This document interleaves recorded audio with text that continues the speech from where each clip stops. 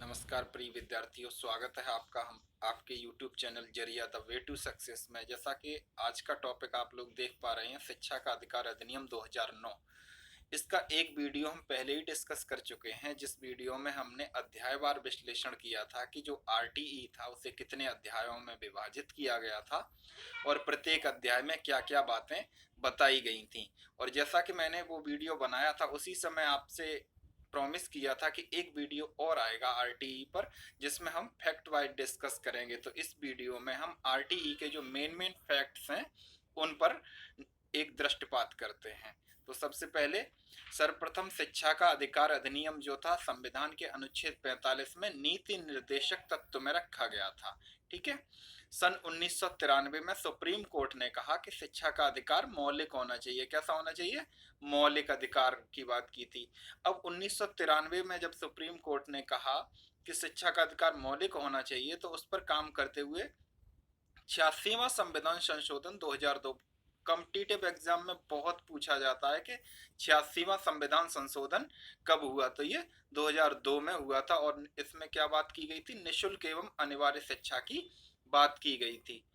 अब पूछते हैं कि जो आरटीई है, ये बिल लोकसभा में कब आया? तो लोकसभा में आरटीई जो बिल था ये 4 अगस्त 2009 को आया। आरटीई बिल राज्यसभा में 20 जुलाई 2009 को आया। और आरटीई शिक्षा का अधिकार अधिनियम हस्ताक्षरित हुआ किसके द्वारा? महामहिम राष्ट्रपति द्वारा। कोई भी बिल कब अधिनियमित होता है या कब नियम बनता है?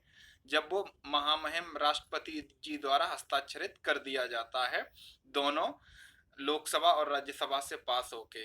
तो अब क्या हुआ? आरटीई 27 अगस्त 2009 को नियम बन गया बिल से। और जैसे ही नियम बना तो 1 अप्रैल 2010 से जम्मू कश्मीर को छोड़कर संपूर्ण देश में लागू किया गया। बहुत प्रश्न पूछा जाता है कि आरटीई एक्ट देश में कब से लागू किया गया, तो 1 अप्रैल 2010 से लागू किया गया है। नेक्स्ट है संविधान के भाग 3 में आर्टिकल 21 ए में मूल अधिकारों की बात की गई है। मूल अधिकारों की बात किस में की गई है? कि संविधान के भाग 3 और आर्टिकल मीन्स अनुच्छेद 21 ए में।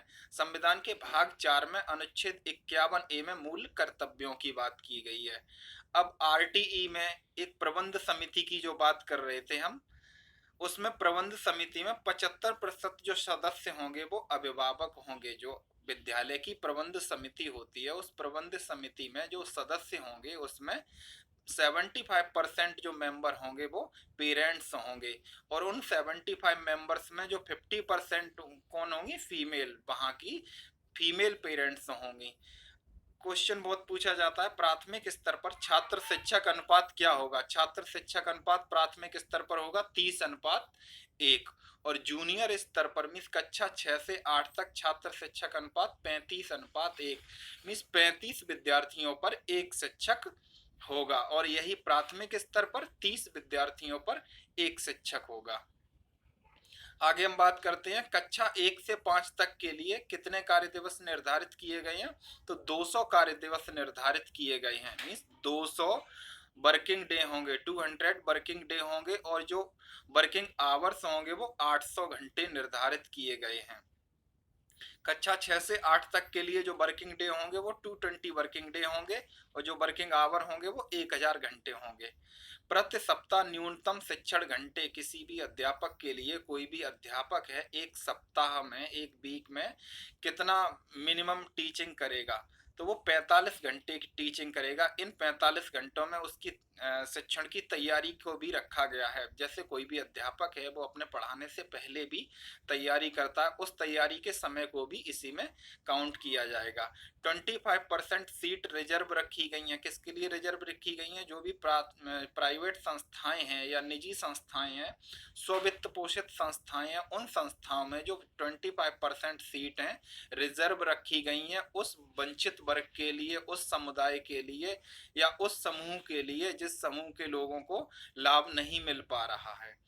दिव्यांगों के लिए उम्र 18 वर्ष। यहाँ एक चीज ध्यान देने वाली है कि जो आरटीई एक्ट में बात की जा रही है उसमें जो बालकों की एज ग्रुप रखी गई है, जो बच्चों का एज ग्रुप रखा गया वो क्या है? किन्हें निशुल्क और अनिवार्य शिक्षा किस एज ग्रुप के बच्चों को दी जाएगी? वो दी जाएगी 6 से 14 वर्ष तक के एज ग्रुप के बच्चों को। ये 6 से 14 वाले नॉर्मल बच्चे हैं, लेकिन यहाँ हम बात किसकी कर रहे हैं कि अगर बच्चा दिव्यांग है तो दिव्यांगों के लिए उम्र कितनी है? 18 वर्ष, और नॉर्मल अगर बच्चा है तो उसके लिए 14 वर्ष। ठीक है। शारीरिक दंड और प्रताड़ित करना मना है, ये धारा 17 में बताया गया है। आरटीई की धारा जो 17 है उसमें ये साफ साफ लिखा है शारीरिक दंड और प्रताड़ित करना मना है। किस धारा के तहत शिक्षक निजी ट्यूशन नहीं पढ़ा सकता है? अगर कोई सरकारी शिक्षक है, सरकारी अध्यापक है, तो वो निजी ट्यूशन नहीं पढ़ा सकता है। ये धारा 28 में वर्णित किया गया है। SMC स्कूल मैनेजमेंट कमेटी, जो स्कूल मैनेजमेंट कमेटी होगी, जहां पर हम स्कूल प्रबंध समिति, वही है स्कूल मैनेजमेंट कमेटी। इसका अध्यक्ष कौन होगा? अभिभावक ही होगा, और उसमें अभिभावक की भागीदारी कितनी है? 75% अभिभावक उसमें होंगे। बहुत प्रश्न पूछा जाता है आपसे, कक्षा 1 से 5 तक के लिए विद्यालय की दूरी कितनी होनी चाहिए? 1 किलोमीटर की परिधि में। अगर वहां का जो एरिया है वो रेडियस जो है 1 किलोमीटर होनी चाहिए, 1 किलोमीटर की परिधि में प्राथमिक विद्यालय होना ही चाहिए। और कक्षा 6 से 8 तक के लिए विद्यालय की दूरी मीन्स जो जूनियर विद्यालय है उनमें जो दूरी होनी चाहिए 3 किलोमीटर की रेडियस में कोई ना कोई विद्यालय होना चाहिए। प्रश्न पूछा गया है कभी कभी, 9 साल का बच्चा जो कभी स्कूल नहीं गया उसे कक्षा 4 में प्रवेश दिया जाएगा, किस धारा के अनुसार दिया जाएगा? ये धारा 4 के अनुसार। आरटीई में एक, जब मैंने पिछले वीडियो में डिस्कस किया था तो उसमें बताया था कि बच्चों को उनकी आयु के अनुरूप कक्षा में प्रवेश दिया जाए, जिससे कि वो अपने आयु के अनुसार बच्चों के साथ और शिक्षकों के साथ सामंजस्य स्थापित कर सकें। इसीलिए 9 साल का बच्चा है उसे कक्षा 4 में प्रवेश दिया जा रहा है। आरटीई के किस अध्याय में सर्वाधिक धाराएं हैं? तो अध्याय 4 सबसे ज्यादा धाराओं का वर्णन किया गया है। शिक्षा को मौलिक अधिकार घोषित करने वाला भारत विश्व का 135वां देश है। अब जो बात कर रहे हैं हम आरटीई में, बार बार बात कर रहे हैं कि आरटीई में हम बच्चों को फेल या निष्कासित नहीं कर सकते, मीन्स उन्हें कक्षा से नहीं निकाल सकते या फेल नहीं कर सकते।